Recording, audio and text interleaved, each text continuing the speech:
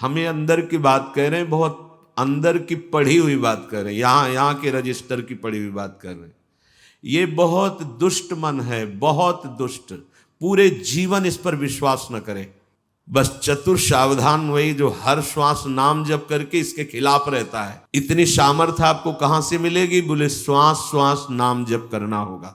नाम आनंद प्रदान करते हुए आपको बचाता रहेगा, मन की चाल दिखाता रहेगा, उससे कैसे बचना ये युक्ति बताता रहेगा।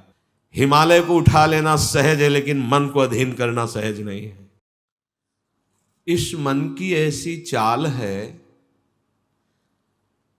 कि जरा सा असावधान साधक हुआ कि लक्ष्य से भ्रष्ट कर देता है। फिर यही मन निरुत्साहित कर देता है, विक्षिप्त कर देता है। इसी के कथनानुसार चले तो इसी ने भ्रष्ट कर दिया। भ्रष्ट का तात्पर्य होता है जो हम लक्ष्य पे चढ़ रहे हैं उससे नीचे गिर जाना। हमारा लक्ष्य है प्रभु की प्राप्ति, जितेंद्रियता, लेकिन ये मन कई तरह से हमें भ्रष्ट करता है। यदि हमारा किसी से कभी कैसा भी संबंध है, कभी ये प्रियता से भ्रष्ट करता है, कभी भय से भ्रष्ट करता है। सामने वाला प्रतिकूल न हो जाए, बहुत ये सावधानी की जरूरत है। ये कभी भय करके, कभी प्रियता दिखा करके प्रियालाल से विमुख मार्ग का अनुसरण करता है। फिर ये इतना जलाता है, इसी ने भ्रष्ट किया, इसी ने मार्ग से गिराया, और यही इतना जलाता है कि फिर निरुत्साहित कर देता है, भगवत मार्ग में चलने लायक नहीं रखता है। बहुत कृपा पात्र और सुजान उपासक वही है जो इस दुष्ट की दुष्टता को पहचानता रहे। बाहर कोई शत्रु नहीं है, बाहर कोई हमारा कुछ नहीं बिगाड़ सकता। हमारा बिगाड़ने के लिए पर्याप्त है हमारा मन। ये मन ही दुर्दशा करे, मन ही इतना नीचता किए हुए है कि हम बार बार शास्त्र की बात सुनते हैं, बार बार सतमार्ग पर चलने का उत्साह बनाते हैं, और ये दुष्ट ऐसी चेष्टा कराएगा, ऐसा संकल्प बनाएगा, फिर गिराकर निरुत्साहित कर देगा। जहां रति कर रहा है मन वहीं लगा देता। निराश नहीं होना, इसकी चाल को पकड़ो। ये दो प्रकार से फंसाता है, प्रियता और भय से। बहुत मनन की हुई बात है। भयभीत तो होना मत, क्योंकि निश्चय कर लो कि मरना है, तो इससे ज्यादा भय क्या दे सकता है। हमारी इज्जत श्यामा श्याम है, इससे भी भयभीत मत हो। अगर गलती हो रही है सुधार करो, गलती हो गई है प्रभु अहम त्वाम सर्व पापेभ्यो मोक्षयिष्यामि मा शुचः। आपको कमजोर होने की जरूरत नहीं है, बहुत ध्यान से सुनना। आपको कमजोर होने की जरूरत नहीं है। प्रमाद स्थिति में हमसे गलती हो गई, हम उस गलती को दोबारा ना करें। और ध्यान दीजिए, वो गलती कराने वाला आपका मन है। जब आप आनंदित होंगे, जब आप उत्साहित होंगे, तब ये फंसाएगा, इसकी चाल है। इसीलिए उदासीन अति रही गोसाई।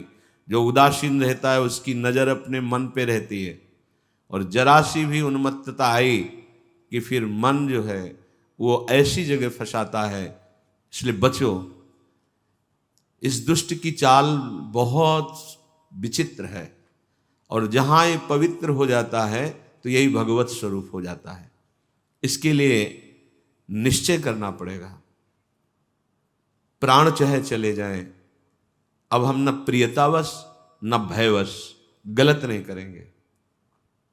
इसे पकड़ो। श्रीपाद प्रबोधानंद जी कह रहे हैं, यदि हम किशोरी जी को प्रसन्न नहीं कर पाए तो हम भारी कष्ट सहते हुए यहां शरीर छोड़ देंगे। श्रीपाद कह रहे हैं, देखो भगवत प्राप्ति करनी है तो बात समझना होगा। हमें अंदर की बात कह रहे हैं, बहुत अंदर की पढ़ी हुई बात कर रहे हैं, यहाँ के रजिस्टर की पढ़ी हुई बात कर रहे हैं।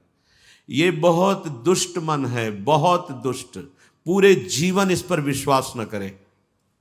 यहां की पढ़ी बात कह रहे हैं, हृदय की बात को कह रहे हैं, खूब सूक्ष्मता से चिंतन की हुई बात कर रहे हैं।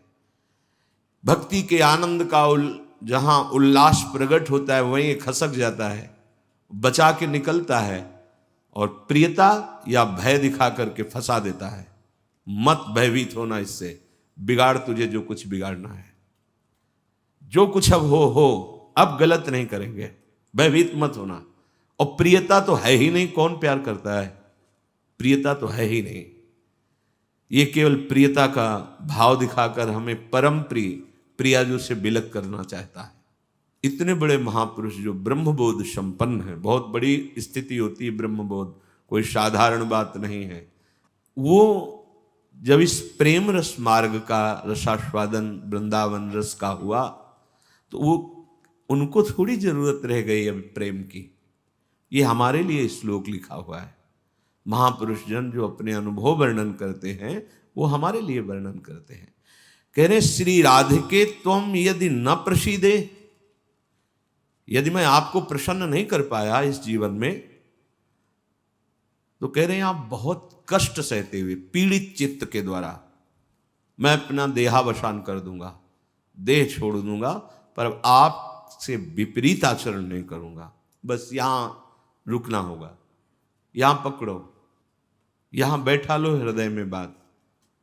इतना बहिर्मुख हो चुका है उपासक कि वो पकड़ ही नहीं पाता है अपने अंदर की कमी को। वो अंदर ही अंदर वो खोखला करके, निराश करके बस केवल जीने में लगा देता है।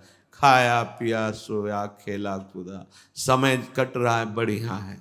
नहीं भाई, ये बहुत दुष्ट है मन। बार बार इसलिए कह रहे इस पर कभी विश्वास न करो। जब तक शरीर का होश है तब तक सबसे बड़ा दुश्मन हमारा मन है, दूसरा कोई दुश्मन नहीं।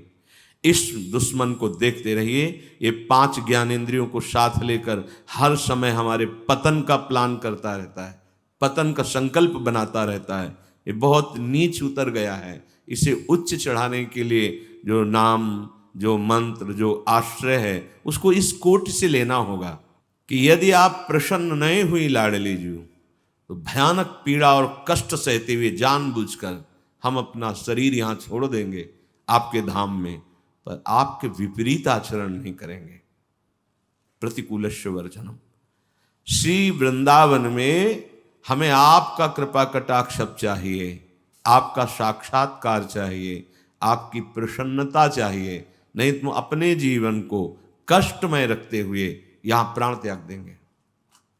भाव समझो, जब इतना दृढ़ निश्चय हो जाएगा तो कोई हमें परास्त कर ही नहीं सकता। ये हमारा मन ही हमको परास्त करता है। एक बार नहीं, लाखों बार इसको देखा है। जहां भक्ति का आनंद उल्लसित हुआ ताए निकल पड़ा, क्योंकि देख रहा है असावधान है, इस समय ये आनंदित है, असावधान है, और वो कहीं प्रियता या भय दिखाकर फंसा देता है। अब वो जो आनंद था वो गुप्त हो जाता है। जो एक उल्लास बड़ा था, फिर वो निराशा, फिर हताश। अच्छा उपासक है तो उसको लगने लगता है क्या करूं, जीवन नष्ट कर दूं, ऐसा लगने लगता है, क्योंकि वो लक्ष्य की तरफ बढ़ना चाहता है और मन उसको फुसला करके ऐसे गिरा देता है कि वो निराश होकर देखता है अब क्या करूं, अब कहां जाऊं।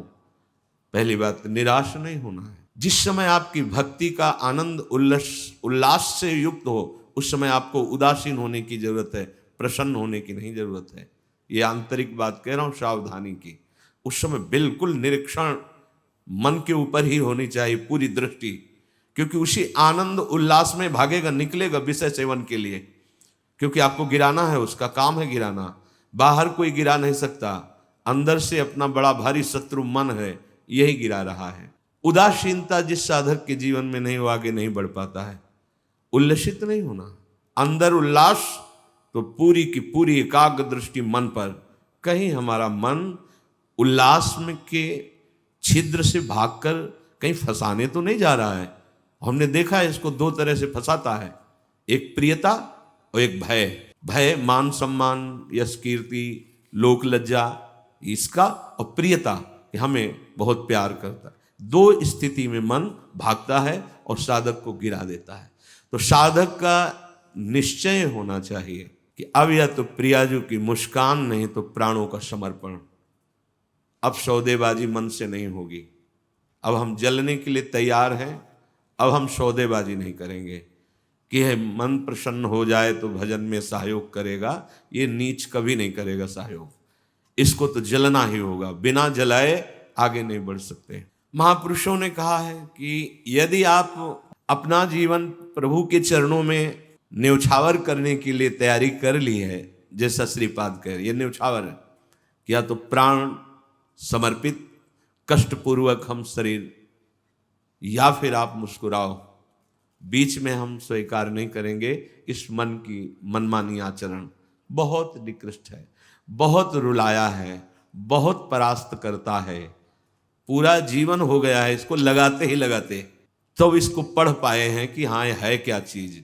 बहुत नीच प्रवृत्ति है इसकी। एक क्षण तो ये वैराग्य की स्थिति में, एक क्षण में आपको लगेगा भगवत प्राप्ति की स्थिति, और एक क्षण में इतनी गंदी स्थिति पैदा कर देगा कि लगेगा अभी तक जीवन में कुछ हाथ ही नहीं आया। साधक की धज्जियां उड़ाता रहता है मन, और गुरु कृपा पात्र जो चाल इसकी समझ गया, हर चाल पे वही लगाम खींच दी, बच गया।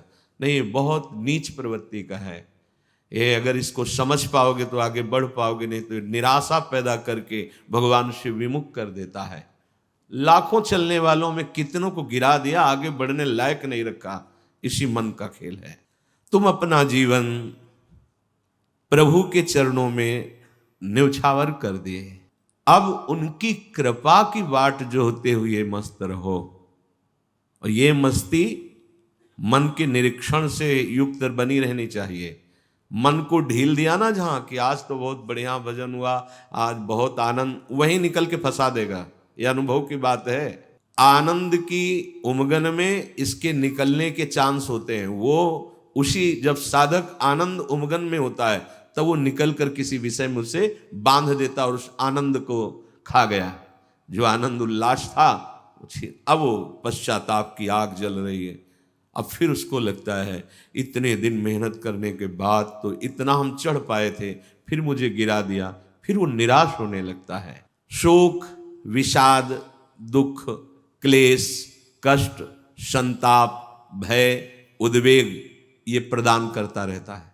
इसके सामग्री क्या है मन की? इसके अनुकूल चलोगे तो क्या देगा मन? कह रहे हैं शोक पक्का। पर पकड़ में तो है नहीं, ये बहुत खिलाड़ी है। खेल करके और ऐसे तदात्म में बैठा है, तदात्म में कि पीटोगे किसको?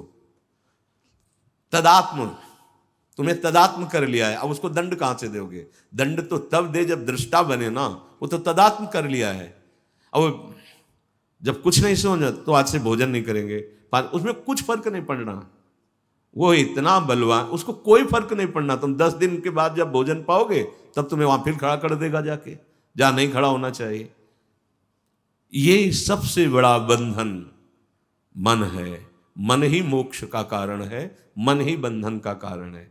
ध्यान दीजिए, जब आपने अपना जीवन प्रभु को समर्पित कर दिया, भगवत प्राप्ति का निश्चय कर लिया, तो अब तुम्हें मन से सावधान रहना है। और किसी से कोई दुश्मन नहीं है। कोई हमें भ्रष्ट नहीं कर सकता त्रिभुवन में। कोई हमारा किसी भी तरह से आनंद का नाश नहीं कर सकता। एक दुश्मन है, वो है मन। ये बहुत अनुभव की बात कहते हैं। जिसने मन पर सदैव निरीक्षण दृष्टि रखी वो आगे बढ़ गया, और जो आनंद में, सम्मान में, प्रियता में, वाहवाही में चूक कर दिया, वहीं मन प्रवेश करके माया में आपको नष्ट कर देगा। लक्षण मन के पास क्या है खजाने में? जब मन के आप अनुकूल चलेंगे, मन के अनुकूल, तो आपको क्या देगा? शोक, विषाद, दुख, क्लेश, कष्ट, संताप, भय, उद्वेग, ये आपको देगा। अगर आप प्रभु के अनुकूल चले, मन जितना आपको आकर्षित करे भोगों के, उसको डांट के उसकी बात ना सुनकर प्रभु के अनुकूल चले, तो इनमें से कोई भी दोष आपके अंदर नहीं रह जाएगा। ना आपके अंदर शोक होगा, न विषाद होगा, न दुख होगा, न क्लेश, न कष्ट, न संताप, न भय, न उद्वेग, कुछ नहीं रहेगा। निश्चय, ये बात निश्चय समझ लो। सारा का सारा मन का एक खेल है, जो सब दुखी हैं, सब परास्त हो रहे हैं, सब जल रहे हैं, उसका कारण मन है। ये मन प्रत्येक श्वास यदि अपने प्रभु के सुमिरन में अर्पण कर दी जाए और मन की बात ना मानी जाए तो प्रसन्नता बढ़ने लगे। स्वाभाविक दो बातें कह रहे हैं। पहली बात तो हर श्वास में नाम जप चले। दूसरी बात, मन की बात नहीं माननी है। इससे लड़ना पड़ेगा। बिना लड़े कोई परमार्थ का योद्धा विजयश्री प्राप्त नहीं कर पाता, और ये बहुत रुलाता है, बहुत दुख देता है। यही प्रतिकूल हो जाता है। पहले फुसलाएगा आपको, तन्मय करेगा, इसे छू लेते हैं, इसे देख लेते हैं, इसे भोग लेते हैं, बड़ा सुख मिलेगा। और आपने यदि उसके अनुकूल कर लिया तो वही फिर शोक, विषाद, दुख, क्लेश, अशांति ये फेंकेगा। अब तन्मयता में वो तुम्हारे बैठ गया है, तुम उसको अपने तन्मयता में ले लिए, तो अब बाहरी दृष्टि रहती है, चलो फिर आज से अन्न नहीं खाते, आज से मौन हो। कुछ फर्क इस पर नहीं पड़ेगा तुम्हारे मौन से, तुम्हारे अन्न त्याग से। इस पर एक बात केवल, इसकी बात माननी नहीं है, बस। हम ये सब करके देखे हैं। कई वर्ष अन्न जुबान में नहीं, आलू गुड़ जो मिला गांव, कुछ फर्क इस पे नहीं पड़ता। ये सब करके देखा है। बस चतुर सावधान वही जो हर श्वास नाम जप करके इसके खिलाफ रहता है। अब देख लो इसकी खिलाफत करना कितना कठिन बात है। मनोवेग है ये। इस वेग को जो सह गया उसको महात्मा, टूट गया वही दुरात्मा बना देता है। बहुत निंदनीय आचरणों से युक्त है मन। आप देख लो, अगर इसको सुधारना चाहते तो इसके खिलाफ कमर कसनी पड़ेगी आपको। जबरदस्ती इसको भजन में लगाना पड़ेगा और इसकी बात नहीं माननी होगी। नाम में बड़ी सामर्थ्य है। मतलब ये जो हम कह रहे हैं, अब कैसे तुम्हें स्थिति कैसे बताएं, ये बड़ी ऊंचाई से गिरा देता है मन। ये कोई छोटी मोटी शक्ति नहीं है मन। इंद्रियाणाम मनश्चास्मि, ये भगवत स्वरूप है। ऐसा खेल रचा गया है माया का, ऐसा रचना रची गई कि अगर इसका सपोर्ट ना करो तो जीना मुश्किल है। ध्यान देकर देखो, सारा खेल तो इसी के अंतर्गत, और सपोर्ट करो तो जीना मुश्किल है। अब निकलो इस खेल से, निकलो तो परम पद मिल जाएगा। बस जिसने नाम जपा, हरिराम व्यास जी एक पद में कहते हैं, नियंता पतितन को हरि नाम। यही हमारे अंदर कमी हो रही है, इसीलिए हम हार रहे हैं मन से। हम इन सब बाहरी बातों को कोई महत्व नहीं देते। एक है, केवल एक, वही अनेक रूप रखकर तुम्हारे सामने आ रहा है, छुपा छुपी का खेल खेल रहा है। ये अगर मान सम्मान प्रतिष्ठा है, नाटक है माया का, कुछ इससे नहीं होने वाला। कोई इससे आत्म शांति नहीं प्राप्त होती, इससे आत्मानंद की अनुभूति नहीं होती। ये उपलब्धि ना मान ली जाए, हाँ, कि बहुत ऐसा, ये सब स्वप्न है, स्वप्न है। वो एक जादूगर विविध रूपों में आके कह रहा है, पहचान, अगर मेरे मार्ग का पथिक है तो पहचान, मैं तेरे सामने हूं। तो पहचानना तो भूल जाते हैं। अरे बहुत बड़ा सूक्ष्म खेल है। जीत गए तो ब्रह्मा भी नमस्कार करेंगे, ये ऐसा खेल है। भगवत नाम में इतनी सामर्थ्य। हरिराम व्यास जी, नियंता पतितन को हरि नाम, उचरत ही मुह कुचरत कलिको, खोज न राखत श्याम, नियंता पतितन को हरि नाम। यदि श्वास श्वास, दो बातें भी पीछे बहुत ध्यान से सुनना। मन की बात नहीं माननी, इतनी सामर्थ्य आपको कहां से मिलेगी? बोले श्वास श्वास नाम जप करना होगा, इसी से विजय होगी। मन की बात नहीं माननी, वो हर समय विषय पेश करता रहता है। जैसे आप किसी होटल में बैठे हो तो पर्चा दे देते ना, आप बोलिए इसमें से क्या चाहिए, ऐसे हर समय पेश करता रहता है। पूरे त्रिभुवन में इसी का शासन चलता है, मन का। क्या चाहिए? आपने अगर किसी में भी दस्तखत कर दिए, शास्त्र विरुद्ध आचरण है, तो गिरा देगा आपको। बहुत होश में, बहुत होश में। वो होश तब माना जाएगा जब हर श्वास आपका नाम चल रहा है। जो ही नाम आपकी जिह्वा में हर श्वास चलेगा, तो मुंह कुचरत कलि को, ये जो कलि अभद्र वर्णत सहस, ये कामादिक दोष, इन सब के मुंह को कुचरता है हरि नाम। इसीलिए और साधनों में प्रीति हो जाएगी, नाम जपने में नहीं होगी। और नाम जपने में हो गई तो आप जीत जाएंगे, जीत जाएंगे। हरस हरि नाम जपत जय। नाम आनंद प्रदान करते हुए आपको बचाता रहेगा, मन की चाल दिखाता रहेगा, उससे कैसे बचना ये युक्ति बताता रहेगा। खोज न राखत श्याम, फिर श्याम सुंदर की खोज नहीं करनी पड़ेगी। नाम चल रहा है ना, यही अब तुम धोखे में नहीं डाल सकते। किसी सूझ वाली आंख ने पहचान की, कण कण में झांकी भगवान की, मेरा प्रीतम सब रूपों में है। ये नाम आपको अनुभव कराएगा। नाम जप नहीं है तो कुछ नहीं होने वाला। बातें बनाने से माया का पर्दा नहीं हट जाएगा। बहुत विचित्र है, बहुत विचित्र। अच्छे अच्छे त्राहिमाम बोल देते हैं इस मन के आगे। हिमालय को उठा लेना सहज है, लेकिन मन को अधीन करना सहज नहीं है। नाम भगवान में इतनी सामर्थ्य है, वो तुम्हें सामर्थ्य देंगे कि तुम मन को अधीन कर सकते हो। कर तुम अकर तुम अन्यथा कर तुम, सर्व सामर्थ्यशाली भगवान को अधीन करने वाला नाम है नाम।